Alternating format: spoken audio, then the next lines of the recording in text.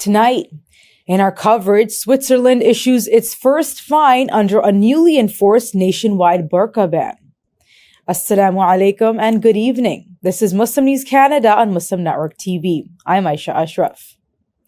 Conservative leader Pierre Poilievre is rejecting a media report claiming Indian interference in his 2022 leadership race. The Globe and Mail reports Indian agents and their proxies allegedly helped Poilievre's campaign by raising funds and mobilizing support within South Asian communities.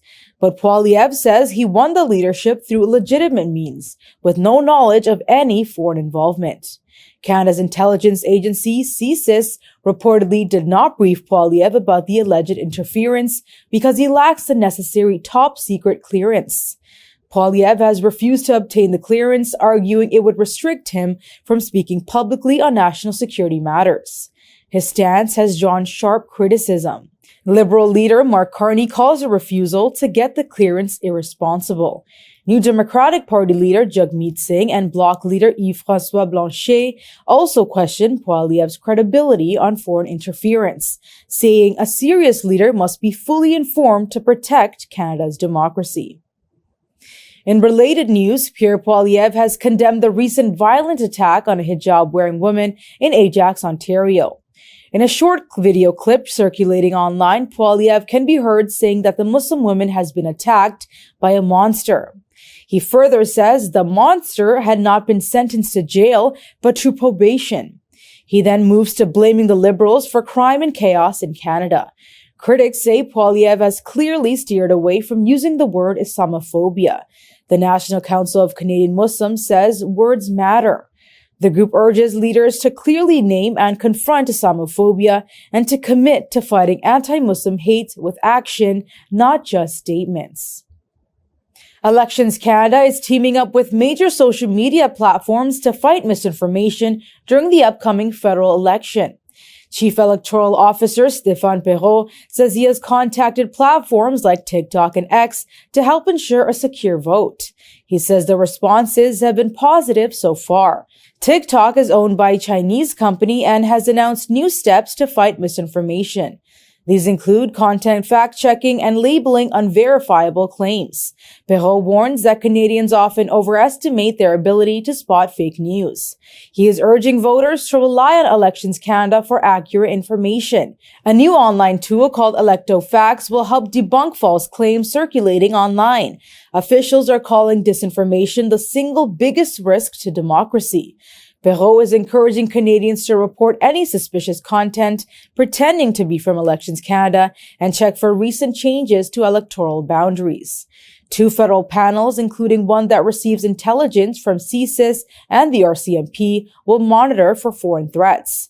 Officials say they plan to be more proactive in identifying misinformation even at the riding level. No interference was flagged in the last two elections, but concerns remain about disinformation campaigns on platforms like WeChat. Israeli forces have relentlessly bombarded the Gaza Strip early morning, killing at least 38 Palestinians. Among the dead are a mother and her 6-month-old baby. A family in Jabalia was asleep when a strike hit their home. 8 were killed, 5 of them children. In central Gaza's Al-Burej refugee camp, an Israeli airstrike hit a residential apartment. Several people died, including a child. Others were injured. One person was killed in Beit Lahya. More attacks were reported in Gaza City, Khan Yunis, and Rafah. Gaza is also facing an unmanageable health crisis. Israel's military blockade has restricted access to Gaza City's main landfill. People now dump waste near shelters for the displaced. Over 175,000 tons of garbage have piled up in these makeshift sites, creating serious health hazards. Israeli airstrikes in Syria have killed at least 6 people. Qatar and Saudi Arabia have condemned the attacks. In Yemen, Houthi rebels say the U.S. has launched 17 airstrikes in Su'ada and Amran, but the number of casualties remains unclear. Palestinian Media Office reports more than 61,700 Palestinians have been killed since October 7th. More than 113,828 have been injured. A controversial Zionist group, Betar US, is at the center of targeting students supporting the Free Palestinian movement in the US. The group is actively pushing for the deportation of international and naturalized students who joined anti-war protests on university campuses. The organization claims to have submitted hundreds of names to the Trump administration. This comes as the Trump administration recently detained Mahmoud Khalil, a Palestinian Columbia University graduate, and Badr Khansuri, an Indian postdoctoral scholar at Georgetown University. The group describes itself as loud, proud, and unapologetically Zionist. It claims to operate across campuses, media, and business communities. In one now deleted post, the group even called for more bloodshed in Gaza. Critics, including civil rights lawyers and advocacy groups, accuse Betar US of harassment and silencing free speech protected under the First Amendment. Switzerland has issued its first fine under a newly enforced nationwide face covering ban, colloquially known as a Burqa ban. A woman in Zurich was penalized for wearing a burqa in public, marking the law's first enforcement. The law was passed through a 2021 referendum with just over 51% support. It bans face coverings in public spaces, including burqas, niqabs, and other masks. Critics of the ban, including Muslim organizations and human rights groups, argue that it discriminates against Muslim women, who make up a small fraction of Switzerland's Muslim population of approximately 400,000. Supporters maintain that the law enhances public security by preventing anonymity in public spaces. They cite similar measures in other European countries like France and Austria.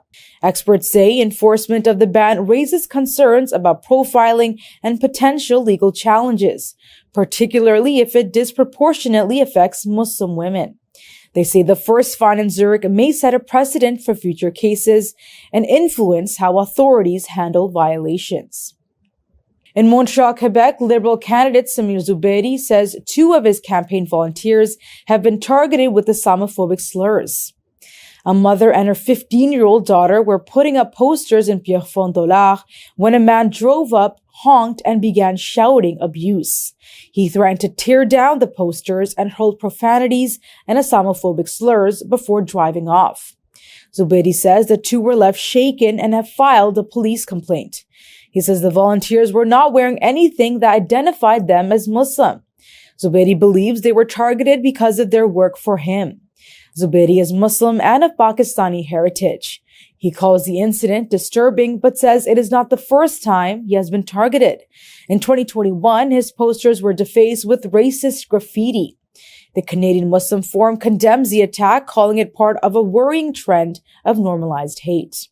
Zubeidi blames hateful rhetoric online for fueling such behavior. His post about the incident received racist replies. He is urging Canadians to reflect on the way political discourse is conducted. New Democratic Party candidate Craig Sauvé has expressed solidarity, saying racism and Islamophobia have no place in Canada. In Pasadena, California, a powerful story of unity is unfolding after devastating fires destroyed local places of worship. The First United Methodist Church is now home to not just 1, but 3 faith communities, Methodist, Muslim, and Jewish, all worshiping under the same roof. After the Eaton fire destroyed the Pasadena Jewish Temple in January, the church opened its doors to the Jewish congregation, just as it had done earlier for the Islamic Center of Southern California. Despite different beliefs, all 3 groups are now bound by a shared mission: healing, community, and coexistence. On Fridays, Muslims lay out prayer rugs for Jummah. In the evening, Jewish families welcome the Sabbath. Saturdays and Sundays see more worship, with Jewish and Christian services taking place back to back. This unique partnership began in 2017 when a former pastor and a Muslim doctor bonded over football. What started as a simple space-sharing agreement has grown into a beacon of interfaith harmony. And now for some special news for those living in the GTA. There is an event taking place before Eid, so mark your calendars and be sure to attend with your family, neighbors, and friends. The GTA Ramadan Festival presents Jasn-e-Chandrat, a special weekend of pre-Eid celebrations. Note the place and time on your screens. The event will be held on Friday, Saturday, and Sunday, March 28th, 29th, and 30th at the Red Rose Convention Center in Mississauga. The segment will be broadcast in Muslim News Canada from March 24th to 28th. That's all from our Toronto studios. Thank you for watching Muslim News Canada. We are a community channel dedicated to bringing you stories you can trust. Please like, share, and subscribe to our content. You can also comment to let us know what you think of our coverage. You can donate now by visiting muslimnetwork.tv/donate. For more content, keep watching Muslim Network TV.